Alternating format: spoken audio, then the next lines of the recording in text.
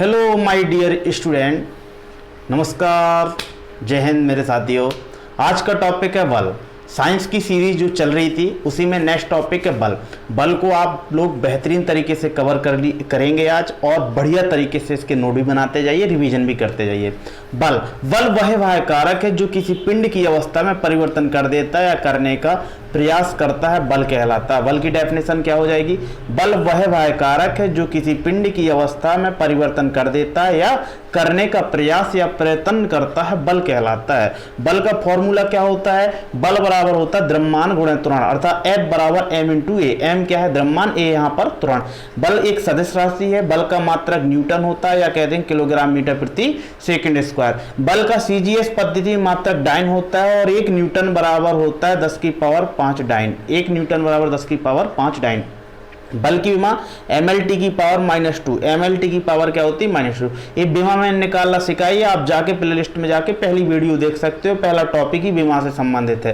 ठीक है, नेक्स्ट चलते हैं बल के प्रकार। बल कितने प्रकार के होते हैं? बल स्पेशली 2 प्रकार के होते हैं, एक संपर्क और एक असंपर्क। संपर्क बल किन्हें कहते हैं? तो ऐसे बल जो बेटा किसी के संपर्क में आकर ही बल काम करें तो उन्हें क्या कहते हैं? संपर्क बल। असंपर्क बल ऐसे होते हैं जो बिना संपर्क में आए हुए बल का काम करें, जैसे किसी चुंबक को लोहे के सामने आने पर बिना संपर्क में ही क्या लगने लगता है? एक बल लगने लगता है, उसे क्या बोलते हैं? असंपर्क बल। चलते हैं संपर्क बल में।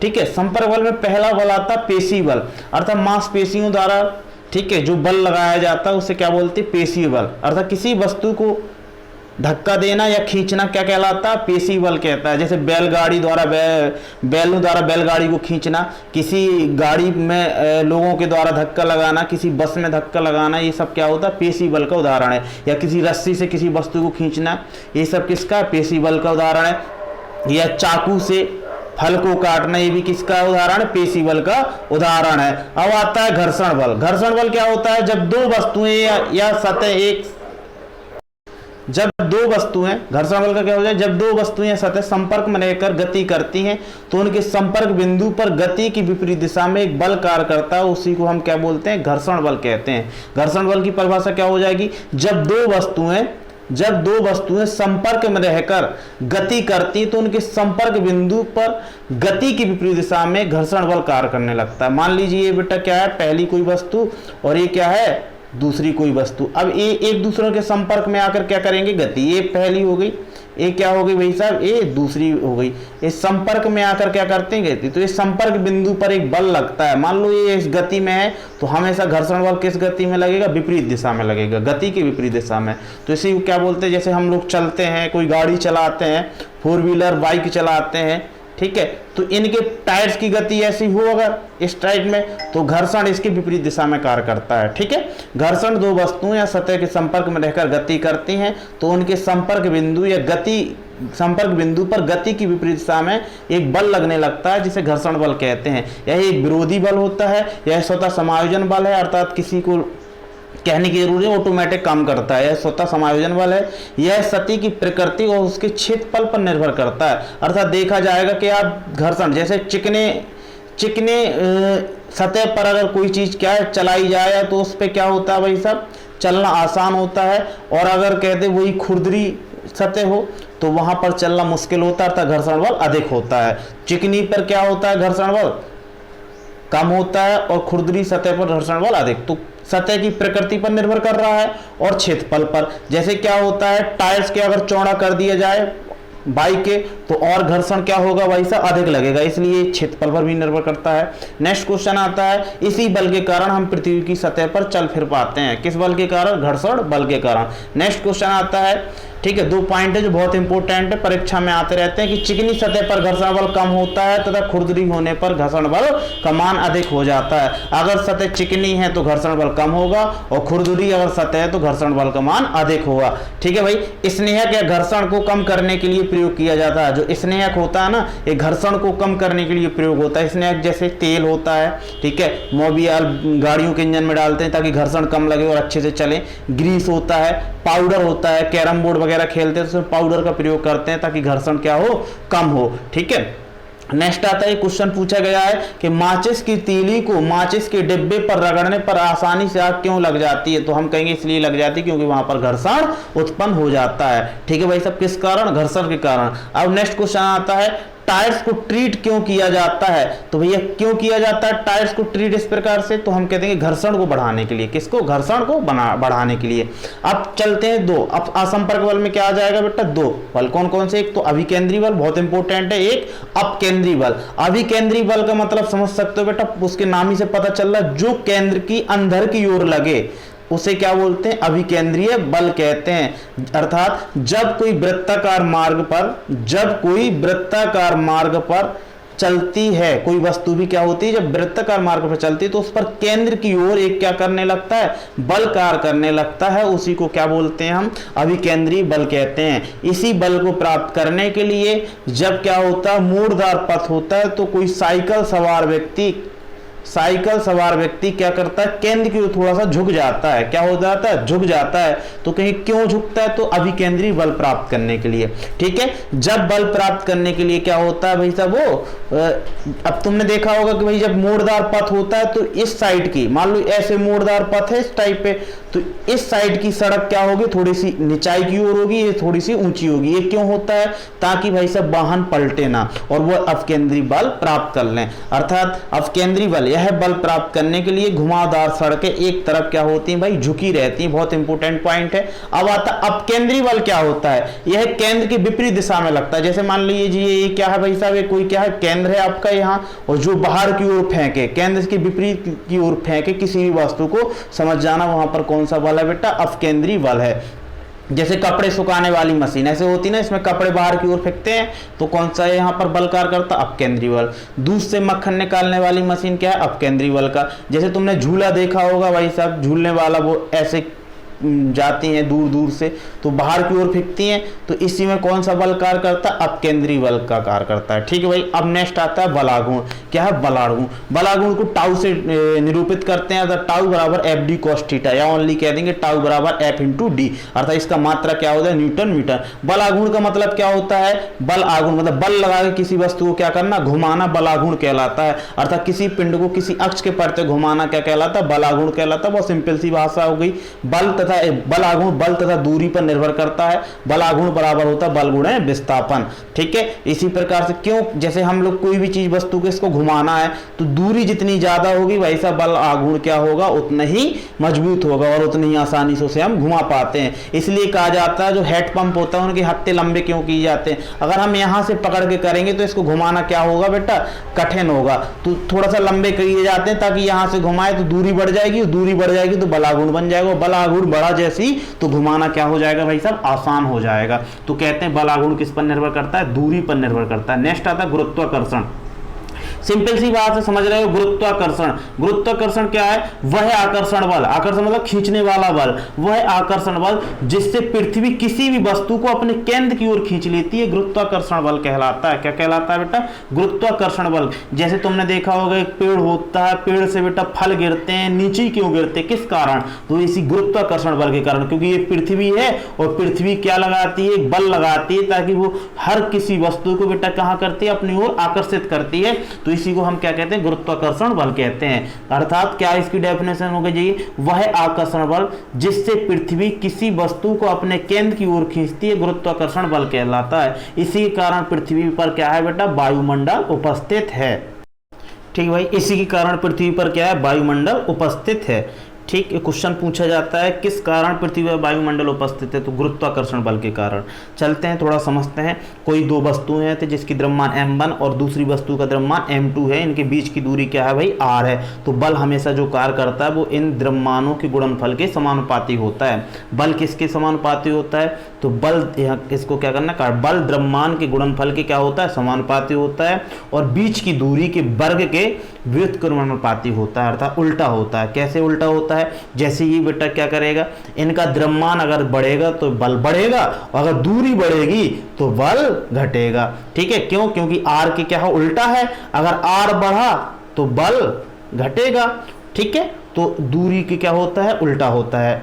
ठीक भाई, अतः अगर दूरी कम होगी तो बल ज्यादा लगेगा, और अगर दूरी ज्यादा होगी तो बल कम लगेगा। F समानुपाती m1 इक्वेशन दोनों को मिला देंगे, इक्वेशन फर्स्ट और इक्वेशन सेकेंड, इन दोनों को मिलाने से क्या बन जाएगा, F समानुपाती m1 m2 अपन r²। इस समानुपाती का चिन्ह हटाती है, एक नीतांक कार्य करने लगता है, उस नीतांक को हम क्या बोलते हैं, गुरुत्वीय नीतांक। ठीक है, क्या गुरुत्वीय नीतांक, अर्थात समानुपाती को चिन्ह हटाया, यहाँ पर के कौन सा काम करने लगा, जी, कैपिटल जी। तो F is equal to capital G into m1 m2 upon r²। ये फॉर्मूला बन गया किसका, गुरुत्वीय बल का। यहाँ जी, जहाँ जी क्या है बेटा, गुरुत्वीय, सॉरी निष्कर्ष नहीं, यहाँ नीतांक कर लेना, गुरुत्वीय नीतांक क्या हो जाएगा, जी। और जी का मान भाई बहुत इंपॉर्टेंट है, जी का मान पूछा गया है, कई बार पूछा गया है, कितना होता है 6.67 इंटू 10 की पावर -11। ठीक है भाई, जी का मान कितना होता है 6.67 गुणा 10 की पावर -11, हेनरी ने दिया था ये। ठीक है, पूछा भी जाता है कि गुरुत्वीय निष्कर्ष जी का मान किसने दिया था, हेनरी ने दिया था। ठीक है, नीतांक। ठीक है, इसका मात्रक क्या होता है, न्यूटन। यहाँ नीतांक कर रहे हैं ना भाई साहब, इसका मात्रक क्या होता है तो निकाल सकते हो, मात्रक क्या हो जाएगा, जी का मान, तो F यहाँ हो जाएगा, R इंटू में हो जाएगा, तो Newton metre square, m1 m2 बटे में चला जाएगा, तो द्रव्यमान गुणे द्रव्यमान, अर्थात द्रव्यमान का मात्रक क्या होता है, किलोग्राम स्क्वायर। तो इसका मात्रक क्या निकाला है, newton metre square upon kilogram square. ठीक है, इसी बल के कारण, हाँ भाई पॉइंट इंपोर्टेंट है, इसी बल के कारण पृथ्वी पर प्राणी चल पाते हैं। इसी बल के कारण क्या होता है पृथ्वी पर, एक तो घर्षण बल और एक एवी बल। ठीक है, पृथ्वी पर प्राणी चल पाते हैं और पृथ्वी और वायुमंडल इसी बल के कारण उपस्थित है। पृथ्वी पर चंद्रमा के गुरुत्वाकर्षण प्रभाव के कारण ही ज्वार भाटा आता है। ज्वार भाटा कैसे, ये भाई साहब क्या है, पृथ्वी आपकी है और ये क्या है आपका चंद्रमा। चंद्रमा यहाँ पर मान लो ये क्या है, पानी है। ठीक है, तो फिर चंद्रमा अपने गुरुत्वाकर्षण पानी को ऊपर जाएगा, जैसे पृथ्वी गुरुत्वाकर्षण लगाएगी तो पानी नीचे हो जाएगा। तो पानी का ऊपर नीचे होता है, ये किस कारण होता है पानी का ऊपर नीचे, तो पृथ्वी और चंद्रमा के गुरुत्वाकर्षण बल के कारण होता है। ठीक है भाई, आगे चलते हैं। किस कारण चक्कर लगा रहे उपग्रह से अंतरिक्ष यात्री द्वारा यदि चम्मच नीचे गिराया जाए तो वह किस गति में जाएगी, तो जिस गति में वो अंतरिक्ष यात्री घूम रहा होगा उसी गति में वो चम्मच घूमने लगेगी। किस कारण है, गुरुत्वाकर्षण के कारण। नेक्स्ट आता है, नेक्स्ट हेडिंग आती है गुरुत्वीय त्वरण। गुरुत्वीय त्वरण क्या होता है, तो गुरुत्वाकर्षण बल के कारण जो त्वरण उत्पन्न हो जाता है, जो त्वरण उत्पन्न हो जाता है, ठीक है, उसको किससे डिनोट करते हैं, जी से डिनोट करते हैं। तो गुरुत्वीय त्वरण किससे कहते हैं, किसी वस्तु पर गुरुत्वाकर्षण बल के कारण, किसी वस्तु पर गुरुत्वाकर्षण बल के कारण जो त्वरण उत्पन्न हो जाता है उसे गुरुत्वीय त्वरण कहते हैं। ठीक है भाई, गुरुत्वीय त्वरण जी बराबर होता है capital G M upon r², capital G M upon r²। ठीक है, ये भी फॉर्मूला वहीं से निकला है, कहाँ से, वहीं से निकला है। ठीक है, जी का मान कितना होता है पृथ्वी पर 9.8 मीटर सेकंड स्क्वायर, लगभग सवाल में हम कितना ले लेंगे इसे, 10 मीटर प्रति सेकंड स्क्वायर ले लेंगे। तो स्मॉल जी का मान पृथ्वी पर ही होता है। अगर चंद्रमा पर जी का मान पूछा जाए तो भैया पृथ्वी के जी का कितना होता है, 1/6 हो जाता है। ठीक है, क्या होता है, 6 का भाग दे देते हैं डायरेक्ट, क्लियर। अर्थात चंद्रमा पर गुरुत्वीय त्वरण जी का मान पृथ्वी गुरुत्वीय त्वरण की जी के मान का क्या होता है, 1/6 होता है। ठीक है, अर्थात एक पॉइंट आता है कि पृथ्वी तल से नीचे या ऊपर जाने पर जी का मान हमेशा क्या होता है, घटता है। ये भैया क्या है, आपकी पृथ्वी से ऊपर जाएंगे या नीचे जाएंगे तो जी का मान क्या होगा, घटेगा। ठीक है, आप लोग जानते होंगे ये क्या है, आपकी पृथ्वी है, ये क्या है, पृथ्वी, और एक गोला टाइप की है ना, तो यहाँ जो एक रेखा है भूमध्य रेखा, यहाँ क्या है आपकी कर्क रेखा। ठीक है, और ये क्या है, मकर रेखा। तो पृथ्वी के, अगर पृथ्वी के कर्क रेखा पे जो लोग होंगे, सॉरी बीचों बीच, भूमध्य रेखा के जो बीचों बीच होंगे, यहाँ पर, इसी को भूमध्य रेखा विषुवत रेखा कहते हैं, वहां पर जी का मान हमेशा क्या होगा बेटा, कम होगा, न्यूनतम होगा। तो पृथ्वी में विषुवत रेखा पर जी का मान न्यूनतम होता है और ऊपर की ओर अर्थात ध्रुवों की ओर जाने पर जी का मान क्या होता है, अधिक होता है, और ध्रुवों के नीचे जाने पर जी का मान भी अधिक होता है। तो विषुवत रेखा पर सबसे कम। अरे भाई ये क्या है, अंडा, अंडा गोलाकार है ना, बॉल की आकार का भाई साहब, बॉल अर्थात खोखला। ये मत समझना कि हम इसके अंदर घुसे रहते, नहीं, एक पूरी बॉल है, बॉल के ऊपर सतह पर रहते हैं हम, एक ठोस है बेटा। अब जब ऊपर सतह पर रहते हैं तो भाई वहां से हम इस साइड जाएंगे तो जी का मान क्या होगा, बढ़ेगा, और इस साइड जाएंगे तो जी का मान घटेगा, और विषुवत रेखा पर आएंगे तो जी का मान क्या होगा, न्यूनतम होगा। ठीक है, और अगर के इसके अंदर खोद कर भाई सब गड्ढे खोद कर केंद्र में चले जाएं तो जी का मान शून्य हो जाएगा। कहाँ हो जाएगा, शून्य हो जाएगा। और इस सतह से हम यहाँ रह रहे ना, हम सब लोग यहाँ पर हम यहाँ रह रहे सतह पर, तो इस सतह से ऊपर कहीं भी जाए या नीचे जाए तो जी का मान क्या होता है भाई साहब, घटता है। ठीक है भाई, याद कर लोगे। नेक्स्ट क्वेश्चन आता है, अब एक यहाँ से बनता है कि द्रव्यमान और भार में अंतर क्या होता है। तो द्रव्यमान का मतलब होता है द्रव, द्रव से द्रव की मात्रा, मान से मात्रा, अर्थात द्रव की मात्रा। आप कहोगे सर जी द्रव क्या होता है, तो द्रव की 3 अवस्था होती हैं, एक तो ठोस भी हो सकता है द्रव, गैस भी हो सकता है और ए वाला द्रव। ठीक है, ये भी हो सकता है। तो द्रव की मात्रा को द्रव्यमान कहते हैं। इसका मात्रा किलोग्राम होता है। क्या होता है, किलोग्राम होता है। यह कभी परिवर्तित नहीं होता भाई। द्रव्यमान कभी पर, ये बहुत इंपॉर्टेंट पॉइंट है, कई एग्जाम में आया है कि द्रव्यमान कभी परिवर्तित नहीं होता, चाहे चांद पर, पृथ्वी पर, कहीं भी जाइए। भार क्या होता है, भार परिवर्तनशील होता है, क्योंकि यह एक प्रकार का बेटा बल होता है। और भार बराबर क्या होता है, W बराबर M इंटू जी। भार बराबर क्या होता है, M इंटू जी। भार W बराबर M जी, अतः भार जी पर निर्भर करता है। कह सकते हैं यहाँ पर क्यों जी पर निर्भर करता है, कह सकते हो यहाँ एम बेटा स्थिर है, क्योंकि एम तो बदलना नहीं है। बदलेगा क्या, जी। जब जी बदलेगा तो भार भी बदलेगा, और जी अधिक होगा तो भार भी अधिक होता है। ठीक है, तो इसलिए कहा जाता है कि अगर पृथ्वी पर किसी वस्तु का भार कितना है, कुछ भी है, मान लो m है, तो वहां पर भार कितना होगा, m/6 होगा चंद्रमा पर। ठीक है, क्योंकि g वहां पर 6 होता है। अर्थात भार बेटा परिवर्तनशील हो सकता है, शून्य भी हो सकता है, कुछ भी हो सकता है, लेकिन द्रव्यमान कभी शून्य नहीं होता, ना तो बदलता है और ना ही शून्य होता है। नेक्स्ट क्वेश्चन ये आ चुका है, कई एग्जाम में मिला है कि 10 न्यूटन भार वाली वस्तु का चंद्रमा पर द्रव्यमान ज्ञात करें। 10 न्यूटन, और न्यूटन किसका मात्रक होता है, भार का, तो W का मान दे दिया। वस्तु का चंद्रमा पर हम g का मान क्या लेंगे, G/6 लेंगे। ठीक है, द्रव्यमान ज्ञात करना अर्थात m का मान ज्ञात करना है, तो W बराबर क्या होता है, mg। लेकिन चंद्रमा की बात करें तो g की जगह हम G/6 ले लिया। ठीक है, W का मान 10 रख दिया, m का मान ज्ञात करना है, और g का मान हमेशा बेटा क्या होता है 10, और चंद्रमा पे लेना तो 6 का भाग कर देंगे। 10 से 10 बेटा कैंसिल हो जाएगा। यहाँ 6 भाई साहब क्या है, नीचे है बटे में, उस साइड कहाँ जाएगा, उस साइड भेजेंगे तो ये गुणा में चला जाएगा। तो m बराबर क्या आ जाएगा, 6 भाई, क्या आ जाएगा, 6 किलोग्राम। द्रव्यमान किस में होता है, किलोग्राम में। नेक्स्ट आता है पलायन वेग। पलायन गांव में सुना होगा तुमने कि पलायन, कोई व्यक्ति हमारे यहाँ से पलायन करेगा, मतलब हमेशा के लिए चला गया, वापस नहीं आया। तो वही है कि एक ऐसा वेग जिससे वस्तु को फेंका जाए तो वह पृथ्वी पर कभी वापस ना आए। ठीक है, वो हमेशा के लिए चली जाए, उसी वेग को हम क्या बोलते हैं, वस्तु का पलायन वेग बोलते हैं। एक ऐसा वेग कि जिससे वस्तु को हम फेंकें तो वो पृथ्वी पर वापस ना आए, वह वस्तु का पलायन वेग कहलाता है। समझ गए। नेक्स्ट क्या है, यहाँ से एक पॉइंट, यहाँ से क्वेश्चन बनता है, अतः वस्तु गुरुत्वीय क्षेत्र से कहाँ चली जाती है, तो बाहर चली जाती, तभी तो आती नहीं। अगर गुरुत्वीय क्षेत्र में रहे तो पृथ्वी झीक लेगी, बट नहीं खींच पाती है, तो ये क्या, बाहर चली गई। ठीक है, और पलायन वेग Bx बराबर होता है √2gr। जी क्या है, गुरुत्वीय त्वरण, और r का मान क्या है बेटा, पृथ्वी की त्रिज्या। जिस ग्रह की निकालें उसकी त्रिज्या रख देंगे।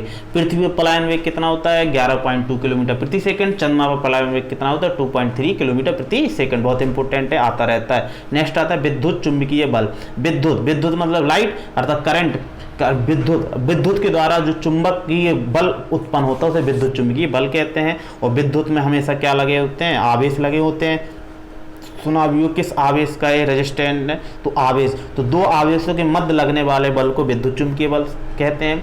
ठीक है, समझते हैं थोड़ा सा। दो आवेश मान लेते हैं Q1 और Q2, इनके बीच की दूरी क्या है, R। सेम उसी की तरह गुरुत्वाकर्षण बल की तरह वैसी सब कुछ है। तो दो आवेश क्या मान लिए, Q1 और Q2 मान ले, बीच की दूरी R है, तो बल हमेशा उनके आवेशों के गुणनफल के और बीच की दूरी के वर्ग के व्युत्क्रमानुपाती होता है। तो F समानुपाती Q1 Q2 अपन R²। लेकिन यहाँ पर समानुपाती जैसे चिन्ह हटाते हैं तो एक नीतांक आता है, जिस नीतांक का नाम क्या होता है, 1/4πε/0। अर्थात ये विद्युत चुंबकीयशीलता है। क्या है, विद्युत चुंबकीयशीलता क्या है, F = 1/4π। ठीक है, इसे एप्सिलॉन बोलते हैं, ई जैसा बना होता है, ε0 Q1 Q2 अपन R²। याद कर लेंगे भाई साहब। ठीक है, नेक्स्ट आता है चुंबकीय बल। चुंबक के द्वारा जो बल उत्पन्न हो उसे चुंबकीय बल कहते हैं। क्या होता है भैया, आपने देखा होगा कि चुंबक होती है इस प्रकार से, होती ना, इस चुंबक के द्वारा जो बल उत्पन्न होता है उसे क्या होते हैं, इसमें पोल होते हैं, एक नॉर्थ एक साउथ। ठीक है, तो चुंबक ध्रुव होते हैं, इसे क्या बोलते हैं, ध्रुव। ठीक है, तो जो दो ध्रुवों के मध्य लगने वाले बल को हम क्या कहते हैं, चुंबकीय बल कहते हैं। चुंबक के दो ध्रुवों के मध्य लगने वाले बल को हम क्या कहते हैं, चुंबकीय बल कहते हैं। और चुंबकीय बल दो प्रकार का होता है, एक आकर्षण बल, एक प्रतिकर्षण बल। कभी भी चुंबक को लेना, कभी क्या लेना, चुंबक को लेना। ठीक है भाई। और इसके टूटने के बाद इस समान ध्रुव हो जाते हैं, तो इन ध्रुव को मिलाने से दूर भागते हैं, चिपकेंगे नहीं कभी, क्या भागेंगे, दूर भागेंगे। तो कह देंगे बेटा क्या समान ध्रुवों के मध्य क्या होता है, आकर्षण, वो असमान ध्रुवों के मध्य, असमान ध्रुवों के मध्य क्या, आकर्षण बल, और विपरीत ध्रुवों के मध्य प्रतिकर्षण बल। कितना गलत हो गया, हाँ क्या बोला, असमान ध्रुवों के मध्य आकर्षण बल और विपरीत ध्रुवों के मध्य, विपरीत एक ही बात है, समान ध्रुवों के मध्य क्या लगता है, प्रतिकर्षण बल लगता है। ठीक है भाई सब, असमान ध्रुवों के मध्य आकर्षण बल और समान ध्रुवों के मध्य प्रतिकर्षण बल। कैसे भाई, ये क्या है आपकी चुंबक है, ये क्या है चुंबक है, तो इसमें समान है, ए बी नॉर्थ, तो जैसे ही इसको मिलाएंगे समान ध्रुव है तो ये दूर भागेगा, इसे क्या बोलते हैं, प्रतिकर्षण। तो समान ध्रुवों के बाद प्रतिकर्षण बल और असमान ध्रुवों के मध्य आकर्षण बल। ठीक है, आ से आकर्षण, आ से असमान कर लोगे। और बल बराबर क्या है, फिर से इसको समझ लेंगे कि दो ध्रुव L1 L2 मान लिए, बीच की दूरी r मान लिए, तो वही F समानुपाती L1 इंटू L2 अपन r²। और इसका जैसे नीतांक हटाते हैं, समानुपाती हटाते हैं, तो एक नीतांक आता है जिसे क्या बोलते हैं, चुंबकीय माध्यम की चुंबकशीलता। अर्थात यहाँ क्या आ जाएगी चुंबकशीलता, 1/4 पाई इंटू म्यू, वहाँ एप्सिलॉन, यहाँ क्या है म्यू, इसे म्यू पढ़ती यू की तरह होता है, 4 पाई है इंटू म्यू, 1/4 पाई mu into L1 into L2 अपन r²। अब आता है वांडरवाल। वांडरवाल क्या होता है, तो गैसों के अणुओं के मध्य लगने वाले बल को हम वांडरवाल कहते हैं। भाई केमिस्ट्री में खूब पढ़ा होगा भर भर के, क्या होता है, गैसों के अणुओं के मध्य लगने वाले बल को हम वांडरवाल कहते हैं। नाभिकीय बल क्या होता है, नाभिकीय बल सिंपल है भाई, क्या कह देंगे, परमाणु के नाभिक के, नाभिक मतलब न्यूक्लियॉन्स के मध्य लगने वाले बल को हम क्या बोलते हैं, नाभिकीय बल कहते हैं। परमाणु के नाभिक अर्थात न्यूक्लियॉन्स के मध्य लगने वाले बल को हम क्या कहते हैं, नाभिकीय बल कहते हैं। ये क्वेश्चन बहुत इंपॉर्टेंट, इस पॉइंट क्या है, प्रकृति का सबसे प्रबल बल पूछा जाता है कि पूरे प्रकृति का सबसे प्रबल बल कौन सा है, तो वो है नाभिकीय बल। और नाभिकीय बल लगता कहाँ है, तो परमाणु के नाभिक की न्यूक्लियॉन्स के मध्य लगता है। ठीक है भाई, चलते हैं, मिलते हैं आपसे नेक्स्ट वीडियो में। आप लोग बढ़िया से पढ़ते जाइए, बेहतरीन तरीके से नोट भी बनाते जाइए, कमेंट करके अपने जो भी डाउट हो वो कृपया ज़रूर बताइए, क्या चाहिए और कौन सा टॉपिक चाहिए, क्या समस्या आ रही है। ठीक है, मिलते हैं नेक्स्ट वीडियो में। जय हिंद, जय भारत। वीडियो को शेयर ज़रूर कर दें। ठीक है भाई, सब्सक्राइब भी कर लें, दोस्तों से भी करवा दें।